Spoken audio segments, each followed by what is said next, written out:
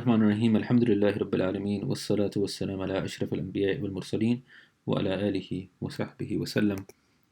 So we've reached lesson 20 in our reading of Risalat al-Khushu', and this is the last and final lesson in which Imam al-Khadimi will be giving his concluding remarks. And so thus far Imam al-Khadimi has given us guidance on how we can attain presence of heart in prayer, how we can connect to Allah subhanahu wa ta'ala in prayer, how we can be more focused in our prayer, and he has taught us the words of the prayer and their deeper meanings. He has instructed us in terms of how we should be thinking in each of the actions of prayer, in ruku' and sujood and qiyam, and so on and so forth. And after having discussed all of this and other topics such as wudu and cleanliness that relate to the prayer, Imam al-Khadimi says, وَأَمَّا صَلَاةُ الْغَافِلِينَ فَإِنَّهَا عَلَى خَطَرٍ إِلَّا أَن يَتَغَمَّضَ اللَّهُ بِرَحْمَتِهِ فَالرَّحْمَةُ وَاسِعَةٌ وَالْكَرَمُ فَائِضٌ إِذْ لَا وَسِيلَةَ لَنَا إِلَّا الْإِعْتِرَافُ بِالْعَجْزِ عَنِ الْقِيَامِ بِطَاعَتِهِ.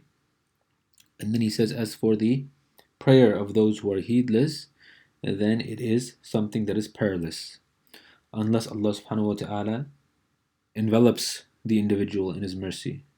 And His mercy is vast, and His generosity is copious and flowing. And there is no means for us, there is no way for us except to acknowledge our deficiency and our inability to fulfill the obedience that is due to Allah subhanahu wa ta'ala. And this idea of neediness and the fact that we are not able to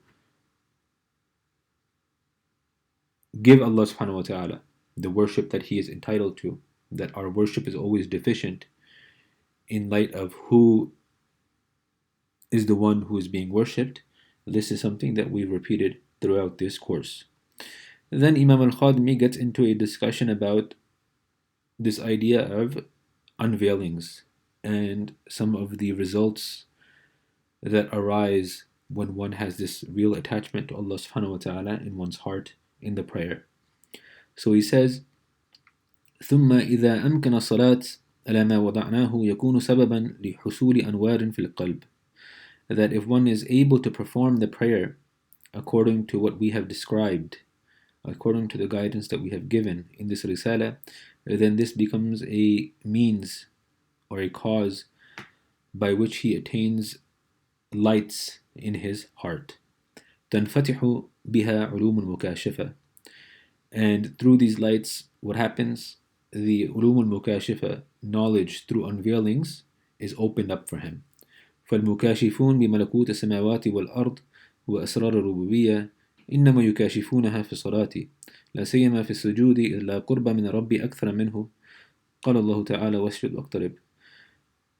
Because those who experience unveiling of the earthly and the heavenly domains and the subtleties or secrets of Allah subhanahu wa ta'ala in these domains, they only experience these unveilings within the salah. And what he means is, this is a place, this is a moment in which these unveilings are particularly pronounced, and this is a moment in which these unveilings usually come, especially in the sajda, or the act of prostration, because this act of prostration, this is a position where one is closest to Allah subhanahu wa ta'ala in terms of his qurb. And so Allah subhanahu wa ta'ala says in the Quran, وَاسْجُدْ وَاقْتَرِبْ, prostrate to Allah subhanahu wa ta'ala and draw nearer to Him. And so the sajda is really that moment in the salah, like we've mentioned so many times, how important the prostration is, how meaningful it is, what it indicates in terms of that the utmost reverence and submission to Allah subhanahu wa ta'ala. And so in terms of all the positions of the salah, the sajda is that one position that expresses this reverence and submission to Allah subhanahu wa ta'ala to the highest degree. And so this is why it's recognized as a position where one is closest to Allah subhanahu wa ta'ala. And for this reason, Imam al-Khadimi mentions that this idea of unveiling is particularly, it is something that comes about and arises within the position of prostration when one is in this state. وتلك المكاشفة مختلفة قوة وضعفا وقلة وكثرة وجلاء وخفاء على قدر صفاء المسلي عن القدرات الدنيوية حتى ينكشف لبعضهم أعيان الأشياء ولبعضهم مثالها كسورة الجيفة لدنيا وسورة كلب جاثم عليها للشيطان لكن الطبع مجبول على إنكار ما فقده فلا ينبغي لأحد أن ينكر ما وراء درجته. And so he says, and these mukashifat, these unveilings that a person might experience, they differ in terms of their strength and weakness, in terms of their amount and frequency, in terms of their clarity or subtlety and hiddenness, depending on the purity, the safa, the purity of the one who is praying from the darkness and the confusion of this world. And so for some individuals, this kashf appears in the form of them actually seeing things, like real things. Whereas others, it appears by them seeing the mithal, or the image of certain things, such as the Suratul Jifa al-Dunya, such as seeing the world as a corpse with the shaitan in the form of a dog crouched upon it, calling people to this world. And then he mentions this important point that but human beings, naturally we are inclined to deny things that we have not experienced. And so he warns people that one should not deny that which is beyond one's rank, that these things are things that actually take place, and that ilm al-mukashifa is real, that unveilings are real. And just because one has not experienced them does not mean that they do not exist. And so over here, this idea of ilm al-mukashifa is important to discuss. And Imam al-Ghazali in his Ihya al-Muddin, he mentions, along with numerous other ulama, that ilm can be divided into al-mu'amala and al-mukashifa. And so ilm al-mu'amala is basically the ilm that we get through normal study. It is the ilm that we study from books, fiqh and aqidah and ethics and so on and so forth.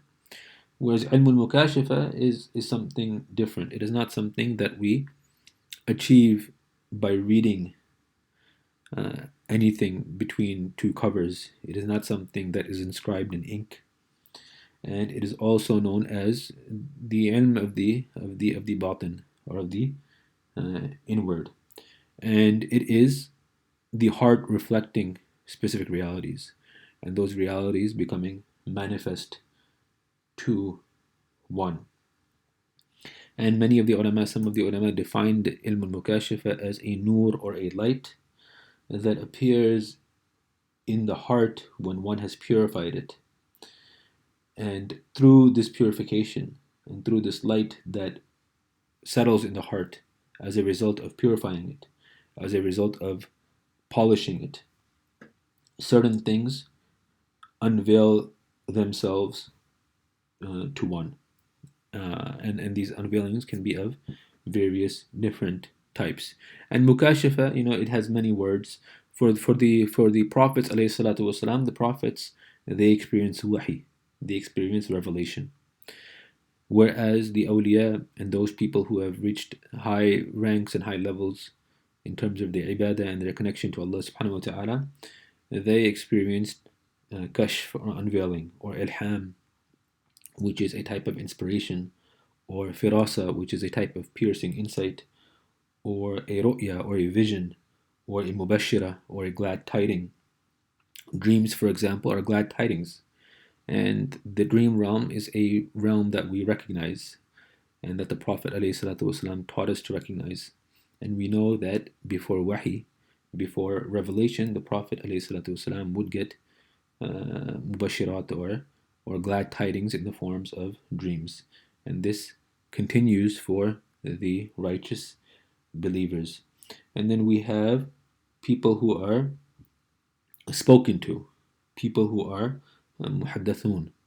And Sayyidina Umar, the Prophet ﷺ, he mentioned that in the past communities, there were individuals who were spoken to, who were muhaddathun, and if there was anyone like those people in his time, in his community, then Sayyidina Umar radiallahu anhu would certainly be amongst them. And the ulama again differed on what was meant by muhaddathun. Some said he is an individual who is given ilham or inspiration from Allah subhanahu wa ta'ala. And Ibn Hajar and Imam Nawawi mentioned that some of the ulama mentioned that he is someone to whom the angels speak to. And so these are realities that we cannot deny, because we are people who believe that there is something beyond this immediate physical realm that we witness. There is a realm of jinn, there is a realm of angels, there is the realm of the barzakh, there is the realm of this dream world, there is Jannah and Nar, and so on and so forth. And so we recognize this, and oftentimes knowledge of this is something that we tend to push away or hide, or we don't discuss too much, because we live in a type of materialist world where whatever, it's only what we can see and what we can hear immediately before us. And we tend to get into this denial mode when it comes to these other other realms and their existence, even though the Prophet ﷺ spoke about it. And the Prophet ﷺ, of course, as the Nabi of Allah subhanahu wa ta'ala, as the greatest of all creation, everything was unveiled for him. He could hear people being punished in the grave and being rewarded in the grave. He could see the angels. He could see Jibreel and interact with him. He, did the Isra and the Mi'raj. He experienced the Barzakh. He went up to Allah subhanahu wa ta'ala and he saw Jannah and he saw the hellfire and he saw the Sidratul Muntaha, and his dreams were wahi for him, and they were the clearest dreams that one can experience, and they were sent down to him by Allah subhanahu wa ta'ala. And so the Prophet ﷺ, everything, the hijab or the veil, had been lifted for him ﷺ.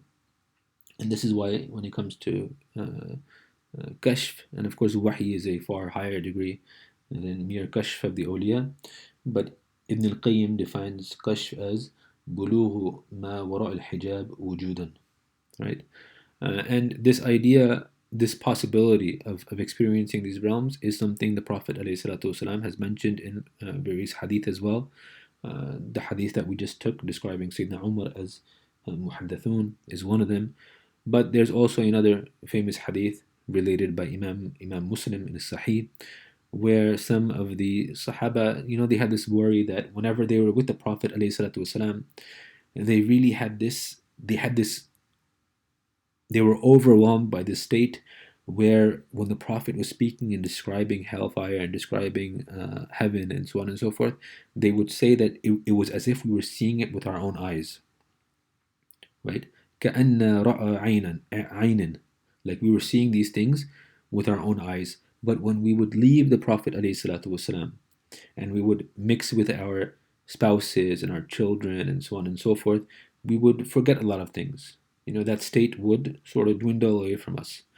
And so the Sahaba thought this was a sign of hypocrisy or nifaq that was in them. And so they were worried. And so they went to the Prophet ﷺ and they inquired that, when we are with you and you remind us of hellfire and Jannah, it's as if we are seeing these things with our eyes. But when we leave you and go to our wives and our children, then we forget about these things, right? And the Prophet ﷺ, what did he say? He said to his companions that if you remained on the state that you experience with me, if you remain on that state, right, in terms of your remembrance, the angels would shake your hands on your beds and on the path that you walk on. But then the Prophet sort of consoled his companions that, it's okay for your state to be high and sometimes to be low, and that everyone has a particular haqq. So your family has a haqq, your children have a haqq, you need to enjoy them, and so every moment has its particular haqq. But the Prophet is over here, he is clearly affirming this fact that this is a reality that can happen. that there are states that a believer can experience, that he can maintain himself upon, where these types of unveilings can happen, where that hijab that's between him and these other realms sort of falls, and where Allah subhanahu wa ta'ala, because of him polishing his heart, sends anwar, sends lights that reflect particular meanings, that teach him particular things, that reveal particular things to him, that unveil other things to him. These are realities that we affirm. And so, interestingly, when Imam al Kushairi discusses these issues, within the literature of the people of the Tasawwuf, they have this sort of progression from presence to unveiling to witnessing of Allah subhanahu wa ta'ala. And so in this risala, what have we been discussing? We've been discussing this idea of presence, having presence of heart with Allah subhanahu wa ta'ala, purifying your heart, attaching it to Allah subhanahu wa ta'ala. And this leads to this idea of unveiling. And unveiling isn't simply just, seeing remarkable things or, miraculous things and so on and so forth. But it is also Allah subhanahu wa ta'ala, He puts these ma'ani or these meanings or these lessons in your heart without anyone having taught you. And He allows you to experience the sweetness of Iman and the sweetness of faith and have this deeper connection to Him and really actualize your soul, really actualize the ruh that He has placed within you. And then, of course, witnessing or mushahada is that highest state of ihsan that we took, أن تعبد الله كأنك تراه. And we've taken that in previous lessons. And another verse that the ulama often mention in this regard is وَاتَّقُوا اللَّهَ وَيُعَلِّمُكُمُ اللَّهُ وَاللَّهُ بِكُلِّ شَيْءٍ عَلِيمٌ. That when you have taqwa of Allah, fear Allah, and Allah will teach you. And indeed, Allah subhanahu wa ta'ala is one who is aware of all things.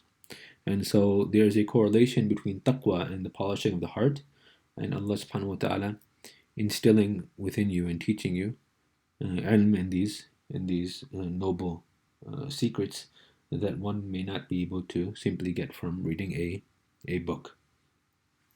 And so with that said, Imam al-Khadimi continues by saying, وَفِي الْخَبَرِ أن العبد إذا قام في الصلاة رفع الله الحجاب بينه وبين عبده وواجهه بوجهه وقامت الملائكة من لدن منكبيه إلى الهواء يسلون بصلاته ويؤمنون على دعائه وأن المصلي لينثر عليه البر من عنان السماء إلى مفرق رأسه وينادي مناد لو علم المناجي من يناجي ما التفت وإن أبواب السماء تفتح للمصلين وإن الله تعالى يباهي ملائكته بصدق المصلي. That in a report it has come that when a slave stands for the prayer, Allah subhanahu wa ta'ala removes or lifts the veil between him and the slave, and Allah subhanahu wa ta'ala faces him, and the malaika or the angels, they stand from his shoulder all the way up to the sky, praying, performing the same prayer as him and saying Ameen to his du'as. And the musalli, or the one who is praying, righteousness descends upon him from the skies to the parting of his hair, and a caller proclaims, if the one who is engaged in this sort of intimate conversation or discourse knows who he is discoursing with, then certainly he would not turn here and there, and that the abwab or the doors of the heavens have been opened up for the one who is praying, and Allah subhanahu wa ta'ala, that the musalli or the one who is praying even excels the angels when he is in this particular state. ففتح أبواب السماء ومواجهته إياه بوجهه كناية عن الكشف. And so Imam al-Khadmi says that when Allah subhanahu wa ta'ala, when this in this khabar, when it is mentioned, and I think at least part of this hadith is mentioned in Tabarani, but when Imam al-Khadimi says, when Allah subhanahu wa ta'ala over here mentions, when it is mentioned that the gates of the heavens are opened and Allah subhanahu wa ta'ala faces one, then this is a metaphor almost for kashf or for unveiling. The idea that these these otherwise inaccessible realms, you know, or that we do not see in our everyday living, these become open during these moments and accessible to us. ويقال إن العبد إذا صلى ركعتين عجب منه عشرة صفوف من الملائكة. And it is said that when the slave, when he prays 2 rak'ahs, then then there are 10 sufuf of, or 10 rows of the angels. In every saf, in every row, كل صف منهم عشرة آلاف. In every saf, in every row, there are 10,000 angels. وبهى الله تعالى به مئة ألف ملك. And so Allah subhanahu wa ta'ala allows the person who is praying to exceed and excel 100,000 angels. وذلك أن العبد قد جمع في الصلاة بين القيام والقعود والركوع والسجود وقد فرق ذلك على 40 ألف ملكا. And so he says that this is because the slave, he has joined in his prayer between standing and between sitting and between bowing and prostrating. Whereas when it comes to the angels, then these actions are dispersed amongst 40,000 angels. فالقائمون لا يركعون إلى يوم القيامة والساجدون لا يرفعون إلى يوم القيامة وهكذا الراكعون والقائدون فإنهم لا يترقون بطاعتهم لأنه ليس لهم إلا مقام معلوم.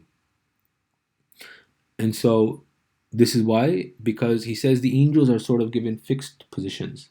They are given fixed actions. And so there are some angels who simply stand and they do not bow, and they remain in this position until the day of judgment. And there are some who are in a state of prostration and they do not lift their heads up until the day of judgment. And similarly, there are some who are bowing and they do not move from this position until the day of judgment, and so on and so forth. And so the angels have a set position, they have a set state with Allah subhanahu wa ta'ala. Their act of ta'ah, or their act of obedience, does not increase them in their particular state. The salah of the musalli, our salah, combines all the actions of the angels. And so when we're performing all these actions, we are excelling the angels who are simply confined to specific positions. And through these practices, we are able to rise in our rank with Allah subhanahu wa ta'ala constantly. Whereas the angels are set in their position and their rank. And in order to understand this better, there is a Quranic verse that explains to us the composition of the human being. And so Allah subhanahu wa ta'ala says, الَّذِي أَحْسَنَ كُلَّ شَيْءٍ خَلَقَهُ وَبَدَأَ خَلْقَ الْإِنسَانَ مِنْ طِينٍ. And so Allah subhanahu wa ta'ala is the one who has perfected his creation. And when this process of creation started, the human being was initially created from teen, or clay. And then eventually Allah subhanahu wa ta'ala proportioned him. سَوَّاهُ وَنَفَخَ فِيهِ مِنْ رُوحِهِ. And he blew into him from his spirit. وَجَعَلَ لَكُمْ السَّمْعَ وَالْأَبْصَارَ وَالْأَفْئِدَةَ قَلِيلًا مَا تَشْكُرُونَ. And he made for the human being hearing and sight and hearts. And so again, one of the interesting things over here in terms of human composition is that what do we see? We see this idea of the human being being a combination of jasad and ruh. And so the jasad is this idea of us being made from clay, from water, from some earthly substance that has no life in it. Whereas the ruh is from Allah subhanahu wa ta'ala, right? Allah subhanahu wa ta'ala says in the Quran that when he proportioned Sayyidina Adam alayhi salam, وَنَفَخْتُ فِيهِ مِنْ رُوحِي فَقَعُوا لَهُ سَاجِدِينَ. And I blew into him from my spirit, that the angels prostrated to Adam alayhi salatu wasalam. And similarly, Allah subhanahu wa ta'ala, what does He say in the Quran? Ar-ruhu min amri rabbi. That the ruh is a matter from my Lord. It is something from my Lord. And so when we look at the composition of the human being is composed of this earthly substance combined with this very heavenly substance known as the ruh. And so the human self is perpetually in the struggle between the soul and the body. And the soul or the ruh is the angelic side, it is the heavenly side. And the body, this earthly dark matter, is considered more of the animal side. And the animal side is the side that is heedless, whereas the side or that aspect of the human being that remembers its Lord, that can actualize these very high states, these angelic states, and even surpass them and exceed them, is the soul. And this is why Allah subhanahu wa ta'ala, when He describes the heedless in the Quran, what does He say? أولئك كالأنعام بل هم أضل أولئك هم الغافلون. That these people who actually, the beginning of this verse, what does it say? It says that لهم قلوب لا يفقهون بها ولهم أعين لا يبصرون بها ولهم آذان لا يسمعون بها أولئك كالأنعام. That these are people who have hearts by which they do not think, they have eyes by which they do not see, and ears by which they do not hear. And it returns back to this particular verse again. What is it that Allah subhanahu wa ta'ala is saying? Is that I have made you and I've given you a ruh and I've given you these faculties of hearing and sight and hearts, and those people who do not make use of it, who do not actualize their that spiritual heavenly side to their makeup, then these people are like an'am. They are like cattle. They are like animals. That is the aspect of their human composition that they are gravitating towards. Rather, they are worse than animals. أُولَٰئِكَ هُمُ الْغَافِلُونَ. These people are people who are heedless. They have not recognized Allah subhanahu wa ta'ala. And of course, another way to look at this is from the perspective of how the nafs is categorized in the Quran, right? And so, nafs al-mutma'inna is a nafs that has actualized the ruh, that spiritual, heavenly component in the human being. Whereas the nafs al-amara bisu'i, the one that commands to evil, has descended to that very dark, earthly part of itself, which is closer to animals. And so when we talk about this idea of this contrast between angels and human beings excelling angels, and reflecting the practices that angels are doing, this is a very important point to note, that the human being is someone who has the potential to actualize an angelic side to him, a heavenly side to him, which is part of his composition. And he can either his animal side is going to overwhelm him, his jasadi side, his earthly side, or his spiritual ruhi side, his heavenly side, or his angelic side is going to be more predominant. And that depends on one's acts of worship and one's submission to Allah subhanahu wa ta'ala. And to conclude this, I just want to read from Ash-Shifa of Qadi Iyad when he describes the states of the prophets in this regard. And he says, prophets and messengers are intermediaries between Allah and His creation. They convey His commands and prohibitions, His warnings and threat to His creatures, and they acquaint them with things they do not know regarding His command, creation, majesty, and power. Their outward form, bodies, and structures are characterized by the qualities of men as far as non-essential matters, such as illnesses, death, and passing away are concerned. And they have human traits, but their souls and inward parts have the highest possible human qualities, associated with the highest assembly, which are similar to angelic attributes, free of any possibility of alteration or evil. Generally speaking, the incapacity and weakness connected with being human cannot be associated with them. If their inward parts had been human in the same way as their outward, they would not have been able to receive revelation from the angels, see them, mix and sit with them in the way other mortals are unable to do. And of course, this was the state of the Prophet ﷺ, and he was the most perfect in this regard. If their bodies and outward parts had been marked by angelic attributes, as opposed to human attributes, the mortals to whom they were sent would not have been able to speak with them, as Allah has already said. Thus, they have the aspect of men as far as their bodies and outward parts are concerned, and that of angels in respect of their souls and inward parts. And so, in this dunya, our struggle is to manifest that angelic quality within us, to manifest the ruh and actualize it through acts of worship. And the way we do that is we engage in these acts of worship with presence of heart with Allah subhanahu wa ta'ala, and connecting our hearts to Him and polishing our hearts in a way where Allah subhanahu wa ta'ala begins to place upon our hearts, allow our hearts to reflect these anwar or these lights that He has sent, and which unveil to us different knowledges and different realms, and it increases us in our yaqeen. But at the end of the day, unveiling is simply, it is something that might occur in the journey, but it is never the maqsood. It is never something that is sought after.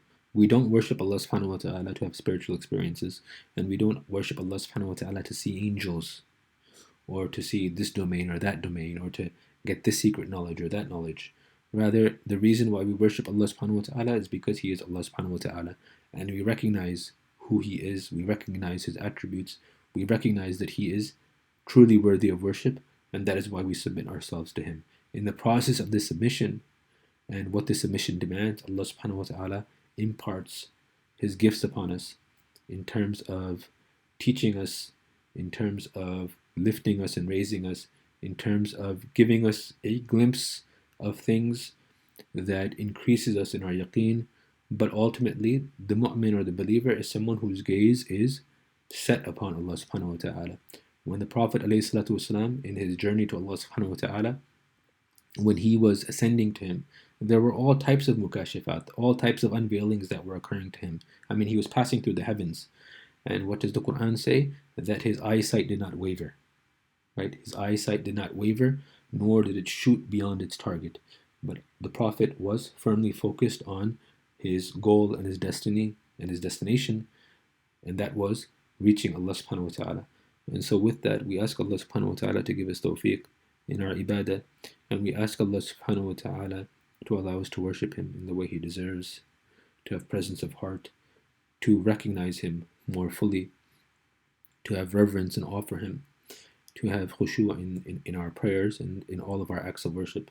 And we ask Allah subhanahu wa ta'ala to increase us in our yaqeen, and increase us in our ilm, and in our love for the Prophet ﷺ, and in following him in his righteous way.